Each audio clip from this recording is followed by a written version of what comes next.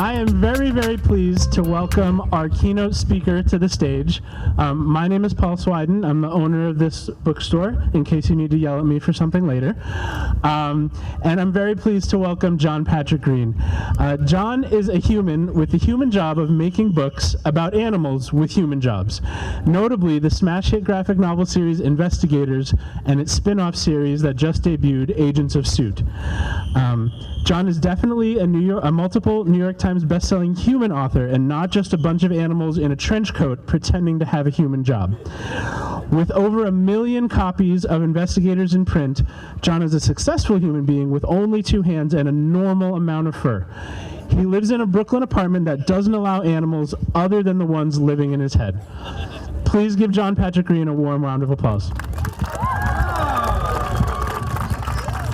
Hello, everyone. Thank you so much for having me here. I have the attention of this dog over there. Oh, wait, no, now he probably smells a treat. How's everyone doing?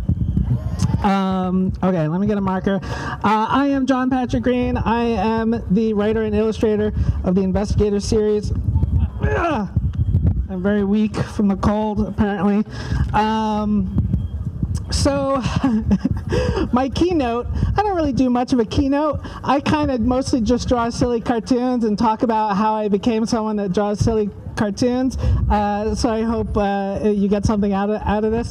I like to talk about my origin story. So I draw comic books mostly, or graphic novels. My series Investigators is a graphic novel, which is basically just a fancy term for comic book. And one of the types of stories in comic books that is most common is an origin story. And comics are my favorite type of story to tell and to read. And so, origin stories, they talk about, they tell you how a person came to be who they are. So a common origin story in a comic book is like how a superhero got their powers, So Spider-Man, he got bitten by a radioactive spider, and that gave him spider powers, and with great power comes great responsibility, and, that's all part of Spider-Man's origin story. And so my origin story is all about how I became someone that gets to draw comics. And my story begins when I was a very little kid, where I had really, really bad health when I was little. I had really terrible asthma and allergies, and I was stuck indoors all the time. And this was, about 100 years ago or so, before there was an internet, before there was even really like cable TV and stuff. And there wasn't a lot to do when you were a little kid in like 3rd grade and you were stuck at home from school, and you couldn't go outside and play because you're sick. I'd be stuck in bed all day. And so what I would do to entertain myself is I would read comics in the newspapers, comic strips. Again, newspapers, this was before the internet, so if you wanted to read a newspaper, you had to wait every day for an actual physical newspaper to show up. And I basically learned how to read and how to draw from copying comic strips. So I'm going to draw for you my favorite comic strip when I was a little kid. And we'll see how long it takes for everyone to recognize who this character is. Hopefully I will not cause any feedback. And I will apologize if it might be a little bit hard. Here, I'm going to try and center this a little bit more. I apologize if it will be hard to see me from the angle, but I'll get out of the way. Okay, this character begins. Oh wait, I have to take my glasses off. There we go. This character begins with a circle. Okay. Anyone? No? Not yet? No? Okay.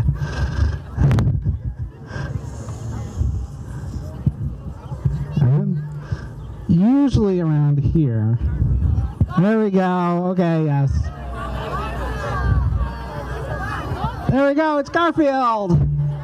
Okay, see, if I stop now, it's like the best drawing of Garfield ever. But I'll keep going. Oh, my knees. So Garfield was my favorite character in the comic strips when I was a little kid. And as I said, around 3rd grade or so, is when I really got into Garfield and newspaper comics. And I got really good at drawing Garfield, even better than this. I mean, everyone recognizes this is Garfield, but I used to be able to draw Garfield like perfect. And when I was healthy enough to go to school, if I was like bored during class or whatever, or during lunch, I would sometimes draw Garfield on the back of some homework, and other kids would see me drawing Garfield. And they would come up to me and say, "Oh, hey, can you draw Garfield for me?" And because I was a little kid, I'm in 3rd grade, I wanted to make friends and stuff, and I figured, ooh, I can show off I can show off my little talent and maybe make some friends that way. So I'd draw Garfield for a kid, and then they would just take it and run away. And then another kid would want a drawing of Garfield, and so I would draw Garfield for that kid. And then eventually so many kids were asking for Garfield drawings that I finally said, well, give me $1 and I'll draw Garfield for you. And then they did. And so during lunch at my elementary school, kids would start coming up to me and giving me their lunch money for drawings of Garfield. There we go. There's a Garfield drawing. And as it turns out, in my school, there are, of course, kids that would bring their lunch to school and kids that would buy their lunch. The way it worked was that parents had to tell the school in advance of the semester or whatever, if their kid was going to be buying lunch. And so the school knew how many lunches they had to prepare every day, how many pizzas or whatever, right? And after a couple of weeks of me selling my Garfield drawings for kids' lunch money, the school was like, hey, why are we throwing out so many of these lunches that we prepared? Why are we suddenly getting phone calls from parents who are like, my child came home hungry without their lunch money, and all they have is this drawing of Garfield. What's going on at your school?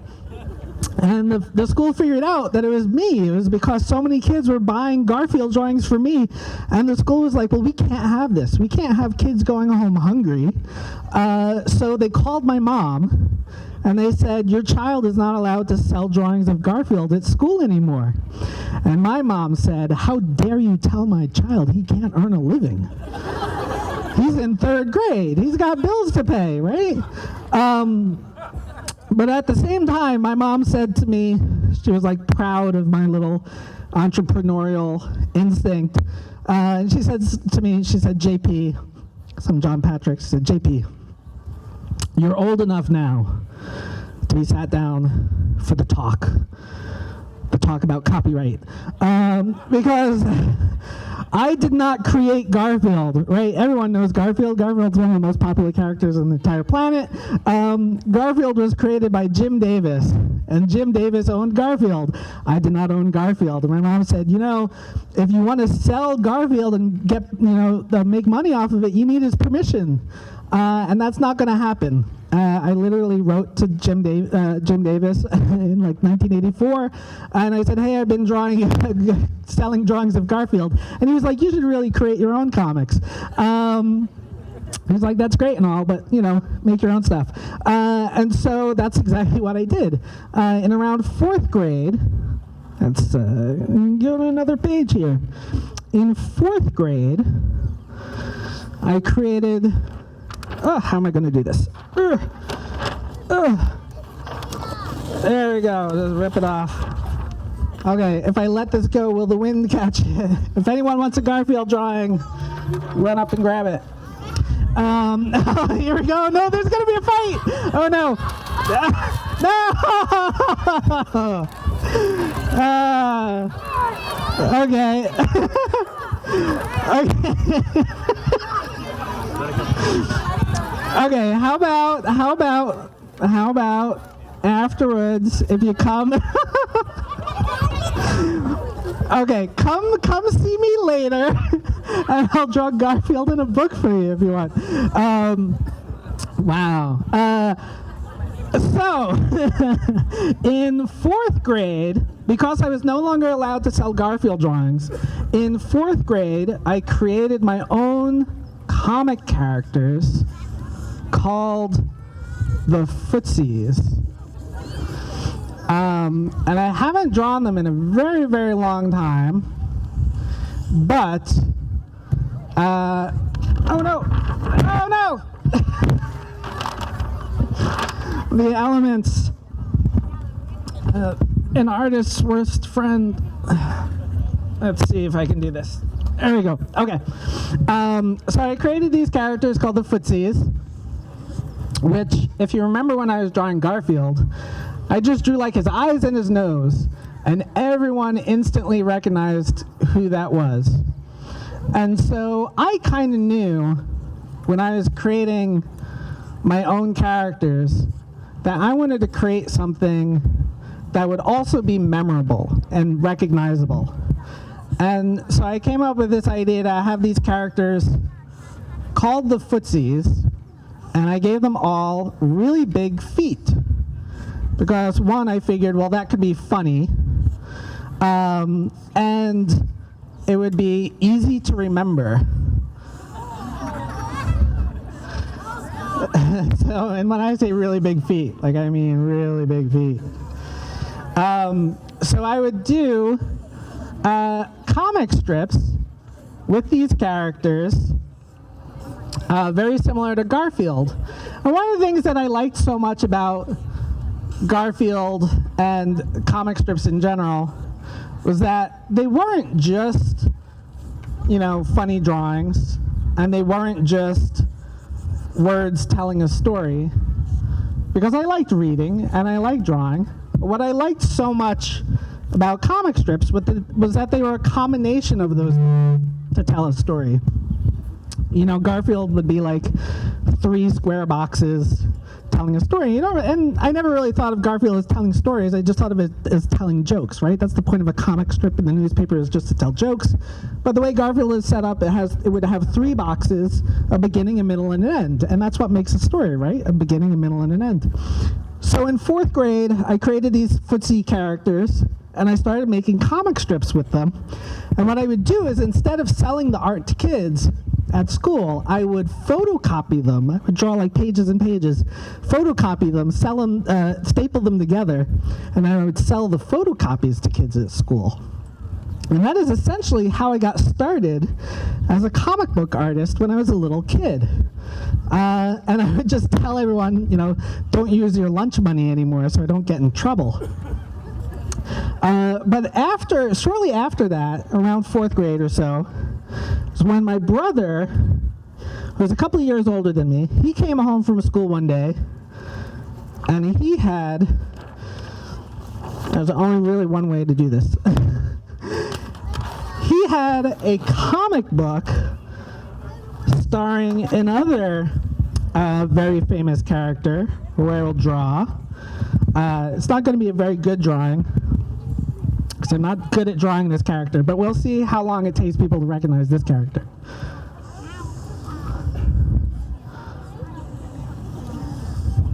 Okay, anyone? No? No one? It looks exactly like him. Okay. Okay, I think. Okay, yeah, Spider-Man, that's right. It's so easy. Once you draw like 2 tiny little details, people will recognize a character. Oh no, I gotta do this again. There we go. Okay. So Spider-Man. So my brother came home from school one day, and he had a Spider-Man comic book. Now, of course, everyone knows who Spider-Man is. Similar to Garfield, Spider-Man is one of the most popular characters on the entire planet. He has had movies and cartoons and video games and toys and sneakers, and I even had a Spider-Man bicycle when I was little that had, his face was the headlight. Basically this thing was the headlight on the bicycle. And I knew who Spider-Man was because there was a cartoon on TV, but I had never actually read a Spider-Man comic book. And that's where the character started. The character started in the comics. When I was a little kid, Spider-Man had been around for like 20 years already, so he was like an old character. But when my brother brought it home and I looked inside, I recognized the similarities between Spider-Man and Garfield. You don't really think of those characters having any similarities, but they were both using, boxes with art and words in them to tell stories. The difference being that, Garfield is just using 3 square boxes to tell a joke, and Spider-Man is using lots of boxes, and there's pages and pages of them. They're all different shapes and sizes, and it's telling this long story, this adventure story, this superhero story. And I said, that's what I want to do. I want to do long stories. I want to do comic books like Spider-Man. But I didn't know how to draw superheroes, really. I was still just drawing very, very silly cartoons. But I would make comic books using my Footsies characters. And then again, I would photocopy them, staple them together, and sell them to kids at schools. And I did that all the way from like 5th grade, all the way until I got to high school.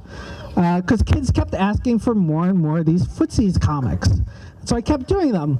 And so by the time I got to high school, I already had this reputation for being someone that makes comics. But high school, for many people, is when, as a kid, the adults in your life, the parents and the teachers will say to you, what do you really want to do with your life? Are you going to get a job? Are you going to go to college? And I basically knew, I wanted to keep being an artist. I just didn't know what kind of artist I would get to be, because, there's a stereotype of the starving artist, right, and all that. And my parents were mostly worried that I would, not be able to support myself or whatever. So I figured, I'll go to college, I'll go to art school with the primary purpose of getting a job doing art. And at the time, the most profitable or the most employed job in art was doing graphic design. And so even though I was primarily an illustrator and I liked doing comics and stuff, graphic design was where all the money was at. And that's like doing logos and magazine layouts and things like that. So that was what my degree was in. But I still liked doing comics, and I still liked drawing comics. And I met a friend in college who had the same origin story that I do. If you remember, my origin story was that when I was a little kid, I was sick a lot. I had asthma and allergies. And so to entertain myself, I would draw my own comics, and I would sell photocopies of them to kids at my school. And I met this other kid in college, and it turns out he had that same origin story. He was sick a lot when he was a kid, and he drew his own comics, and he sold them to kids at his school.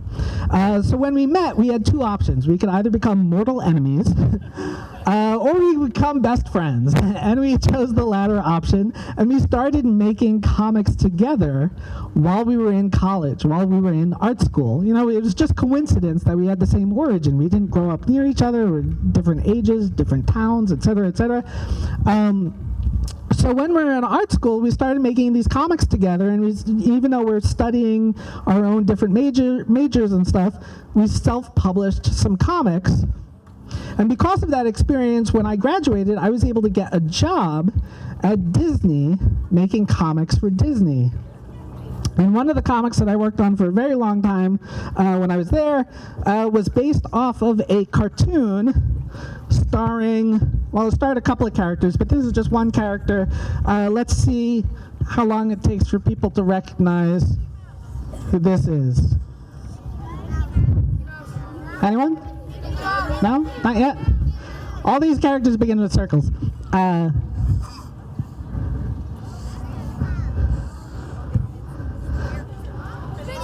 There we go.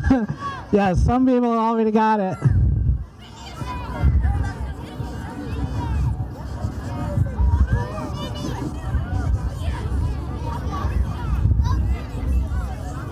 There we go. Okay. So this is Phineas from Phineas and Ferb. It's a very popular cartoon on the Disney Channel, and they're going to be making more of these.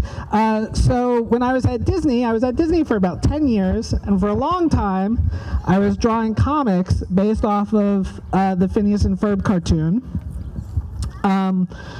as well as writing comics and stuff. But after being there, as I said, I was there for about 10 years at Disney, doing nothing but working on various Disney and Pixar movies and cartoons, doing comics based off of those for this magazine called Disney Adventures Magazine. And after being there for so long, something made me remember, something just brought back to my mind when I was a little kid and I was selling Garfield drawings, and my mom was like, you know, you should create your own characters and stuff. And I had missed that. I hadn't done that in a very, very, very long time. I hadn't created my own characters. And so I left Disney when I had this idea for another book, for a new book called Hippopotamuster, which is about a hippo and a red panda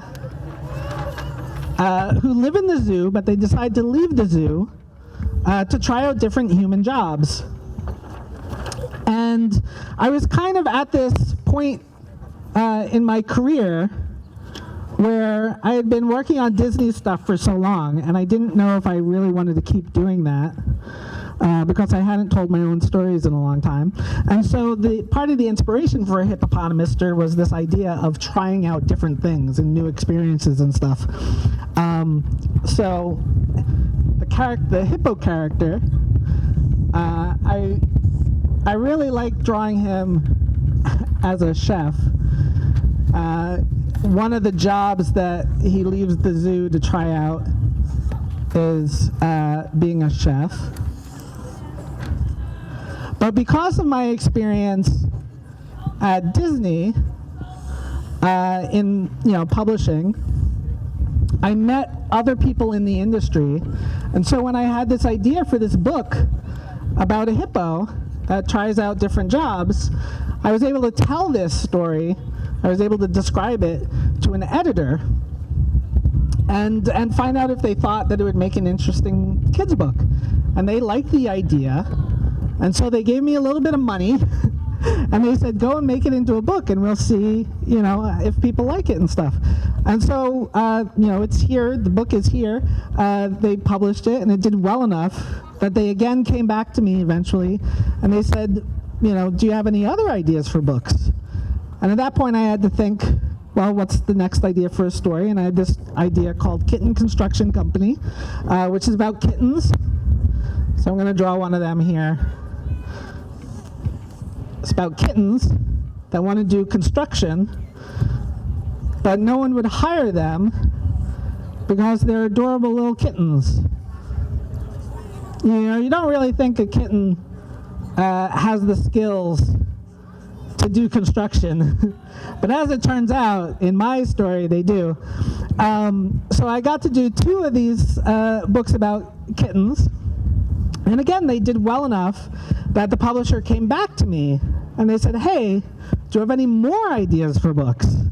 And at this point, I had to make a list of what are the things that I want to keep drawing and what are the types of stories that I want to keep telling. And so I wrote down the things that I like drawing, and I like animals more than people. I mean, I like drawing animals more than drawing people. People are okay. I think it's funny when animals are wearing clothing. If you've ever seen like a TikTok of someone who dressed their dog up like a pirate or something, to me that's pretty funny, especially if the dog's not super into it. And I like stories about jobs because there's something very, very, instantly familiar about a lot of jobs. Everyone is kind of familiar with what a chef does. Everyone's familiar with what construction workers do. And that kind of makes a story pretty universal and easily accessible to new audiences, a wide range of audiences. So I knew I wanted to keep drawing animals in clothing with jobs, and I just needed an idea that would fit all 3 of those things.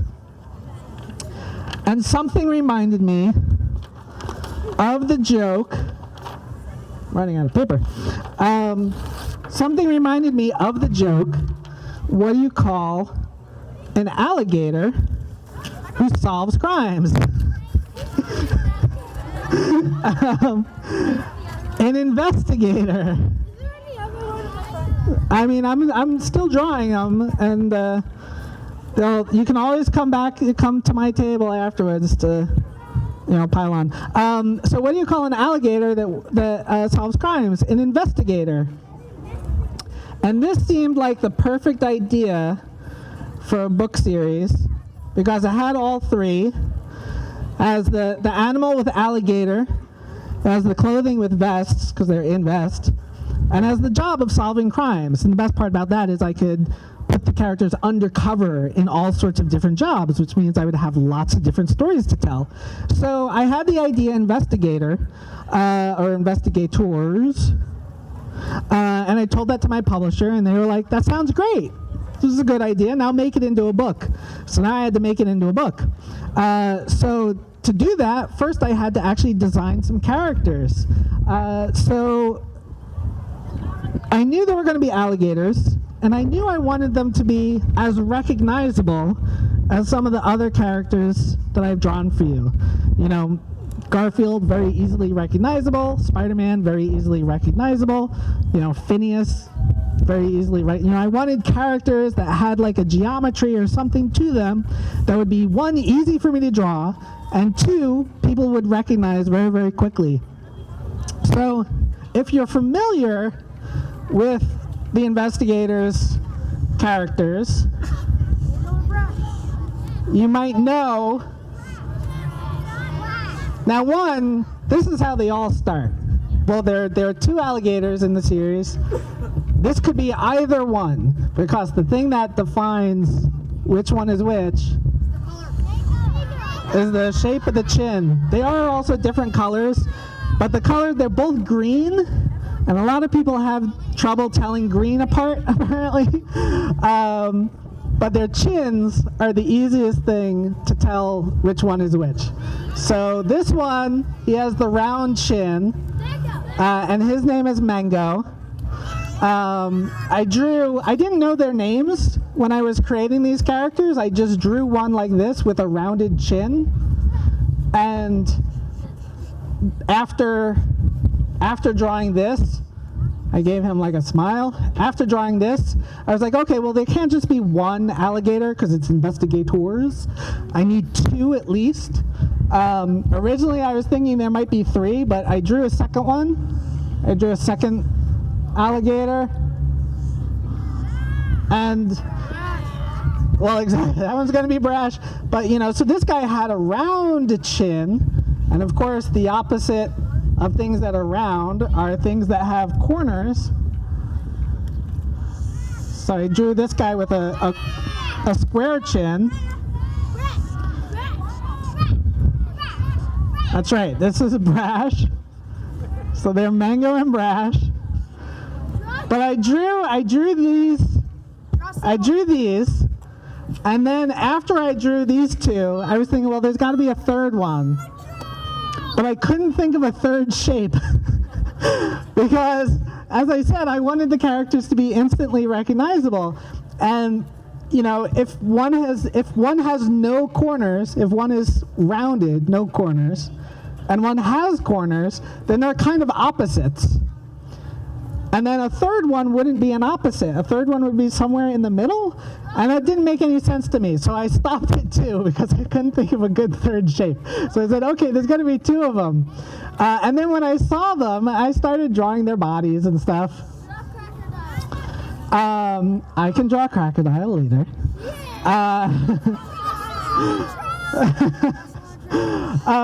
But I drew their bodies. And I gave them vests, of course, because they're investigators.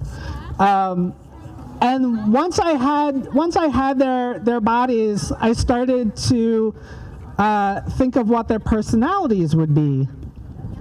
And the rounded one to me looked like he might be the friendlier one, kind of the sillier one. Because honestly, round things are kind of absurd if you think about it. And the one with the squared jaw, he would be the serious one. He would be he would be the one that means business, because square things have corners. Corners can be sharp, and sharp things mean business, right? So that made perfect sense to me. And so after having their shape and having their look and their personality, that's actually when I gave them the names. And I gave them the names Mango and Brash because that kind of reflects what their personalities are like. Mango, being kind of silly, I wanted a name that, is not a common name. The name Mango kind of sounds like the name you would give like a small pet, like a gerbil or something. And that seemed like the perfect type of name for his character type. And then the name Brash came from wanting the name of a character that would sound like they have a little bit of an attitude. The name Mango is not very threatening. No one's going to be tough if they're named Mango, right? But the name Brash sound is like kind of like the name of someone you don't want to run into in a dark alley. My name is Brash. It sounds a little bit tough. And so that's how they got their personalities and how they got their looks. There we go. Yeah, that's okay, I guess. So that's how the characters came about. And of course, I told the idea to my publisher, and they said this sounds great, and I've got to make them into a whole bunch of books. And as I said, this whole thing is about origin stories. Oh, you're all waiting around to grab this thing. Oh no. Okay, this isn't going to be good. No. Don't climb. No climbing. Stay on the ground. We can do. What if you draw like all of us? Oh, well, if you come to the table, I can draw for you. Let me just finish, and then I'll leave this here, and we'll figure something out, okay? But anyway, so as I said, this is like origin stories, and so my origin story is very intertwined with the origins of my characters, such as, how I got into drawing the Footsies, after drawing Garfield, and how that's led all the way up to drawing these characters. But basically, I started as a little kid in 3rd grade, which is probably close to the age of a lot of the kids here. I started as a kid that drew my own comics, and then I would sell my comics to kids at my school. And now, I'm a grown adult who draws my own comics, and I spend a lot of times going to schools and selling them to kids. So I kind of peaked a little early, but I've managed to make it work for me. I don't want to stomp any of you kids. You gotta calm down a little bit. I'll be giving away drawings at my table. No, okay. It's like I have candy in my pocket or something. Okay. No, you. Yes, I have drawings right here. A little bit, okay? Yeah. I'll be giving away plenty of drawings. Don't worry about it. This one, I'll give this one to the store, and they can deal with the mob. And of course, after Investigators, the book series, of course, there are 6 of these books, and there's now a spin-off book called Agents of Suit, which stars a chameleon. Her name is Cilantro.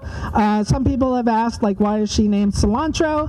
And the answer is because, when I created the alligators, Mango and Brash, I made them both green. They're different greens, but they're both green.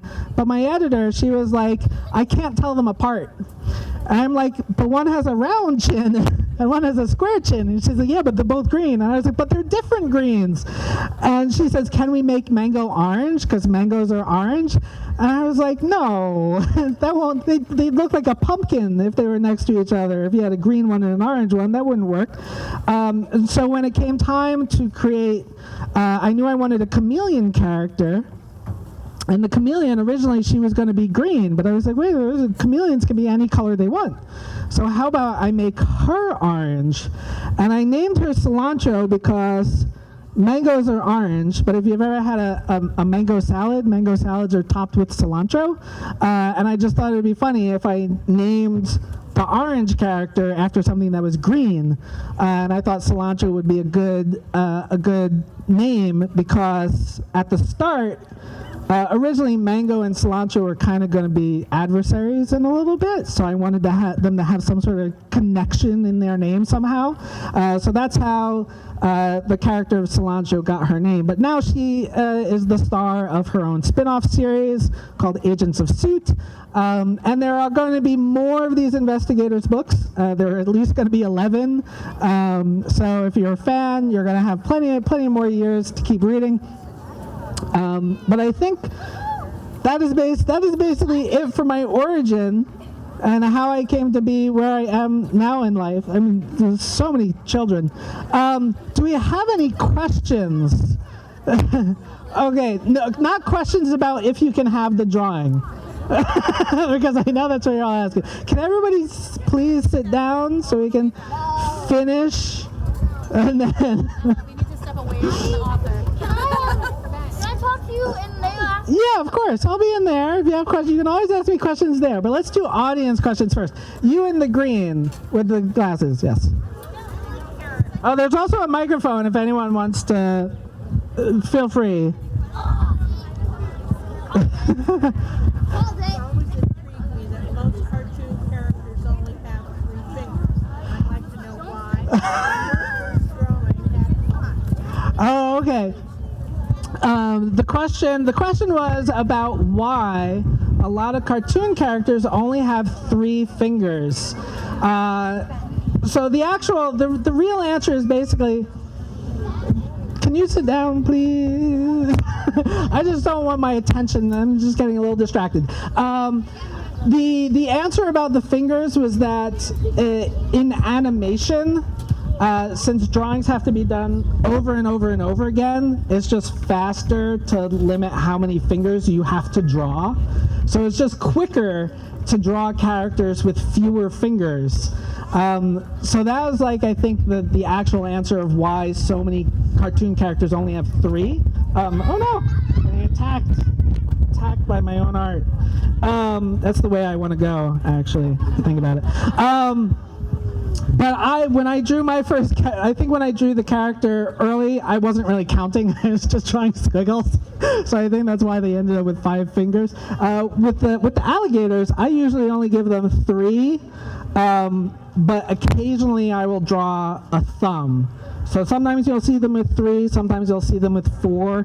It's really whether or not they need to be holding something when they'll suddenly have a thumb. Any other, you right there, what's your question? The microphone's on now. Yeah, there's a microphone if you want to go.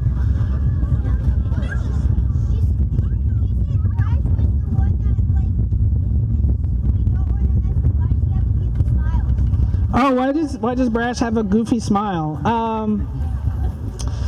Well, I don't want him to be, he's not angry all the time. He's not serious all the time. He does occasionally get happy and have jokes and stuff. But I just like giving him a kind of squiggly smile when he's happy. But he's usually the voice of reason, but he also suffers from crippling anxiety because he blames himself for the death of his partner, Daryl, who didn't actually die. So he had a former partner before he was partners with Brash, who was a crocodile named Daryl. He was a crocodile. And Daryl fell into a vat of radioactive saltine dough, which happens. And it turned, Brash thought that Daryl drowned, but the saltine dough actually mutated Daryl into Crackerdile.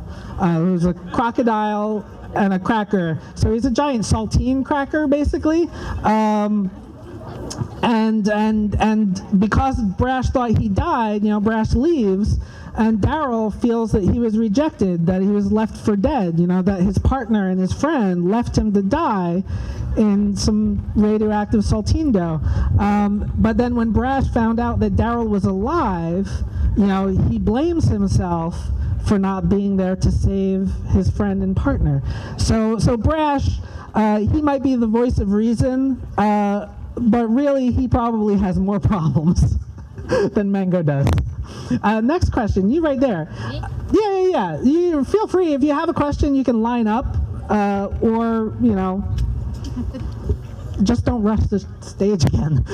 What's your question? Okay, one thing, big fan of your books. Oh, thank you. Number 2, what inspired the Godzilla reference in Ants in Our Pants? Oh, okay. Do you mean the specific Let Them Fight one? Yeah. Okay. Or the whole final part? The whole final thing. Well, Godzilla is another character that's been around for a very, very long time. I'd seen Godzilla films when I was a kid. So anytime there's like a character that grows as big as a city, I think you're going to get some Godzilla references or influences in there and whatnot. And of course, the Let Them Fight reference is from one of the more recent films. So it just, every now and then I like throwing in little jokes that if you get it, you get it. If you don't, it doesn't really interfere with the story. So I just thought it was funny So Brash ends up in a coma in one book, and he gets replaced by a robot doppelganger called Robo-Brash, who gets hit with a laser, like you do, that turns him into a big giant monster, and he fights the big giant monster ants that previously got hit with the laser as well. And so there's a big giant kaiju battle between a giant Robo-Brash and these ants. And of course Mango is there encouraging his friend to fight the ants, because the ants are being controlled by an astronaut who's an orchestra director called Maestronaut. It all makes perfect sense. So I just thought it was funny.